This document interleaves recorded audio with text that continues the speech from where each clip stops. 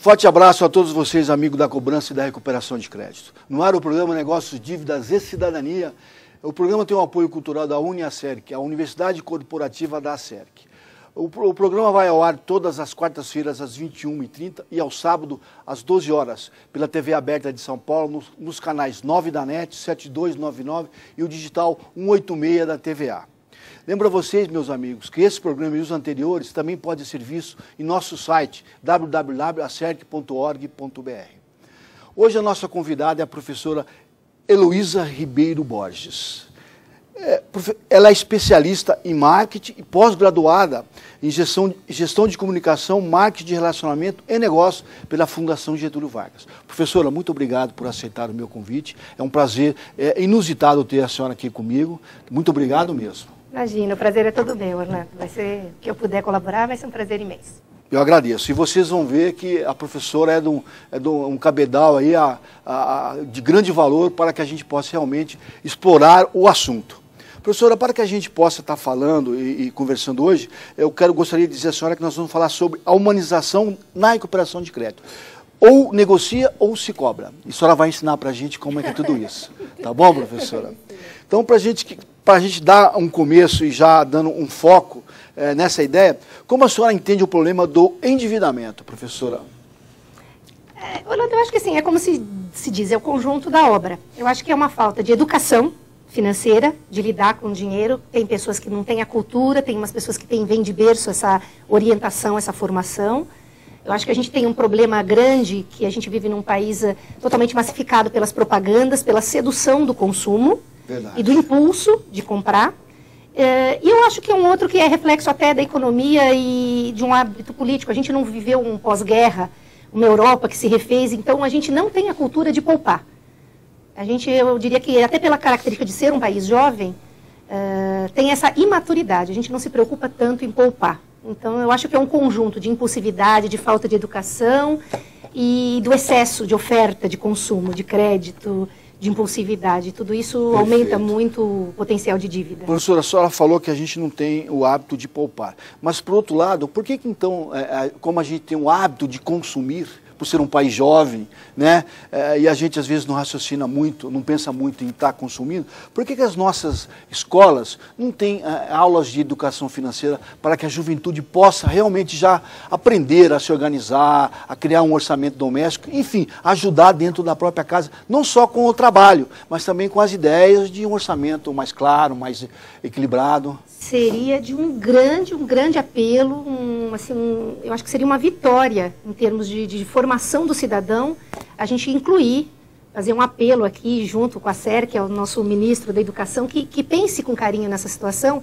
porque é de pequeno que a gente vai formando o cidadão e os seus valores. Então eu acredito realmente que se você tivesse isso como um crédito de orientação e responsabilidade financeira, você iria chegar aonde é a minha especialidade, que é num valor de qualidade de vida. Porque as pessoas acabam se endividando muito pelo impulso e muito por não ter a reserva na eventualidade.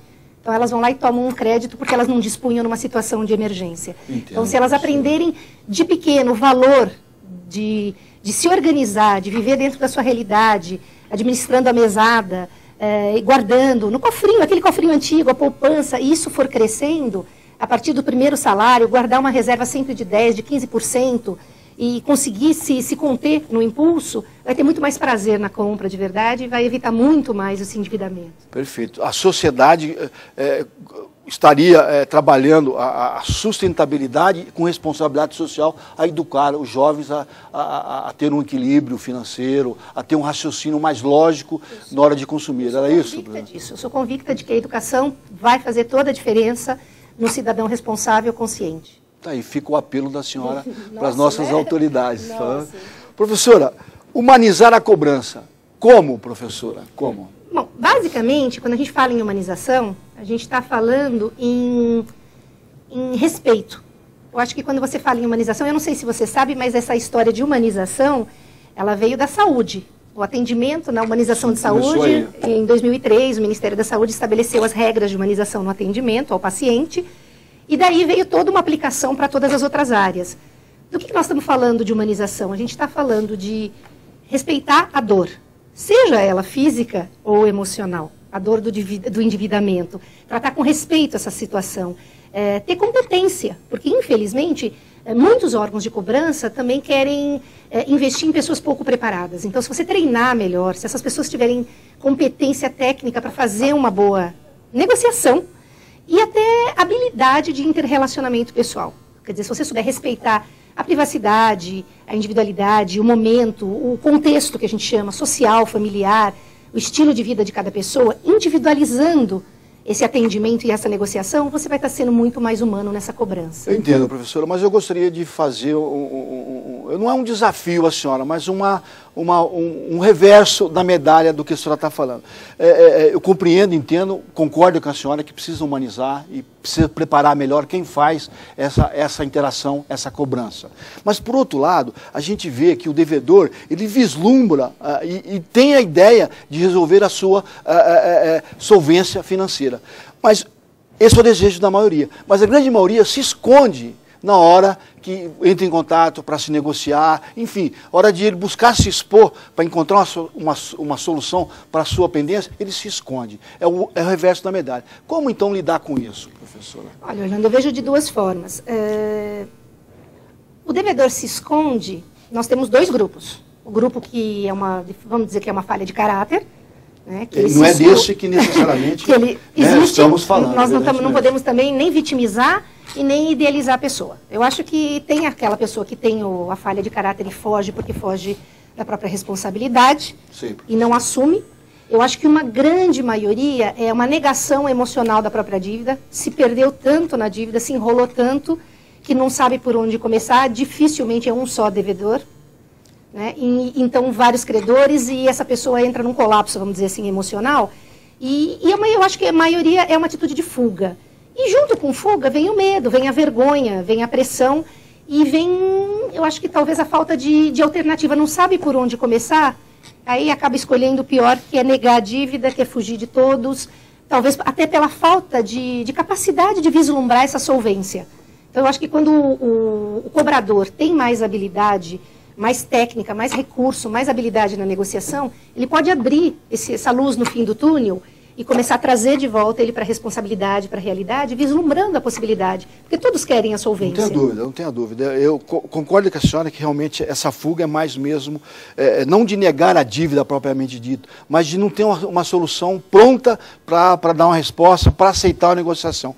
Professora, como é que o negociador consegue, então, diminuir essa distância e fazer com que o devedor passe a entender que ele, ao aceitar essa negociação, ou ele abrir o jogo, ele pode estar resgatando a sua cidadania?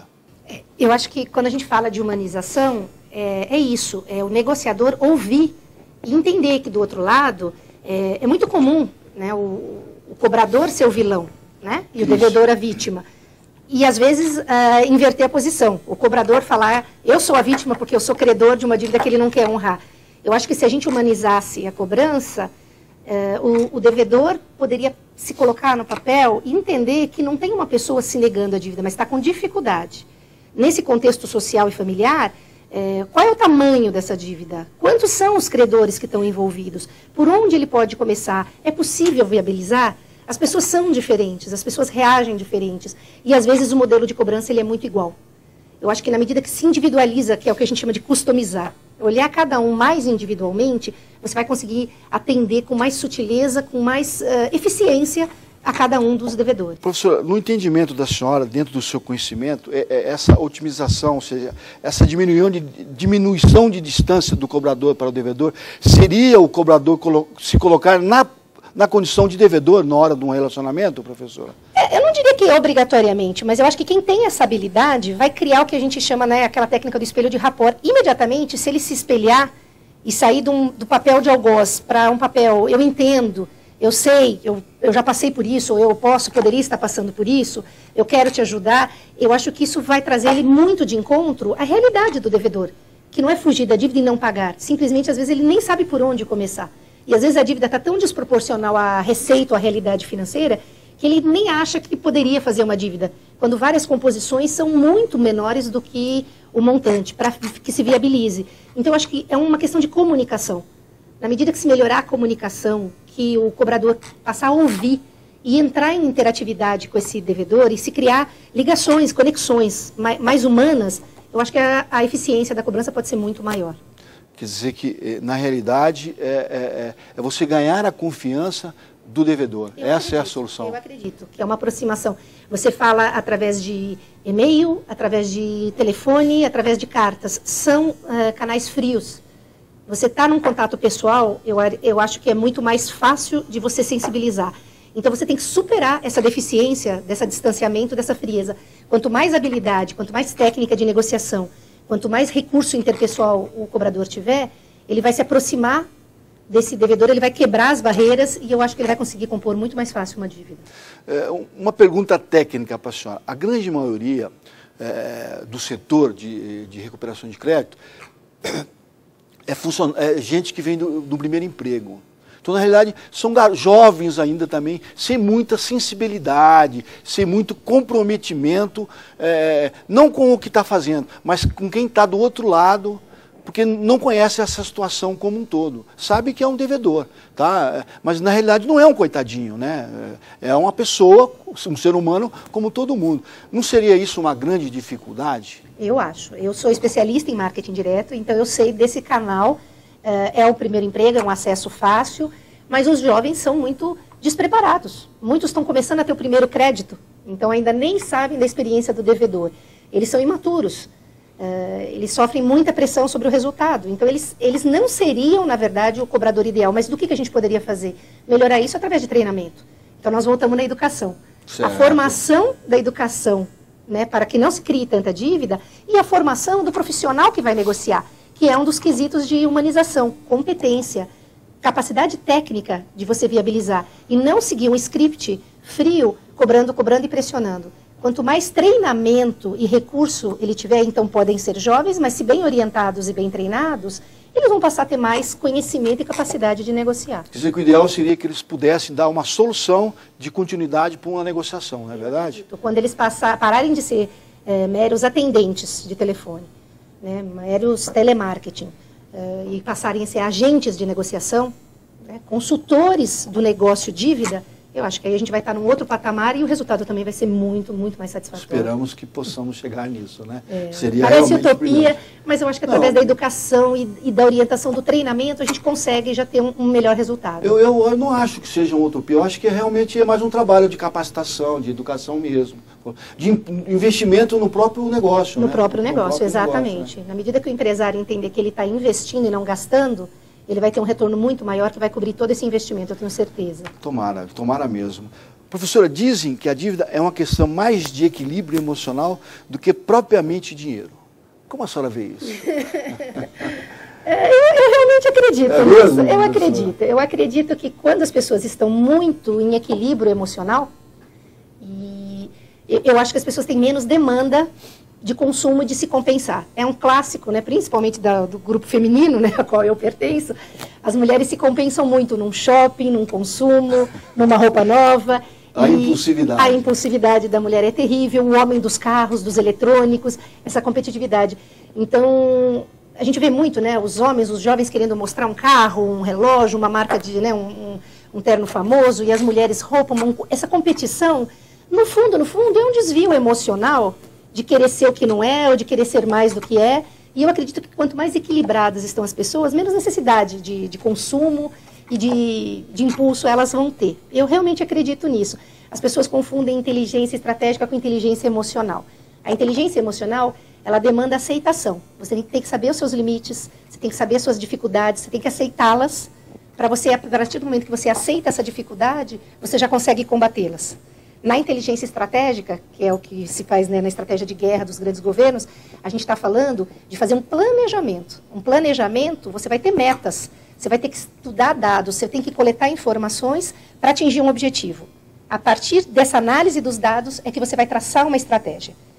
Então, eu acho que se você tiver a inteligência emocional e a inteligência estratégia, tanto para não fazer a dívida quanto para cobrar essa dívida, você vai estar em outro patamar, você vai estar tendo super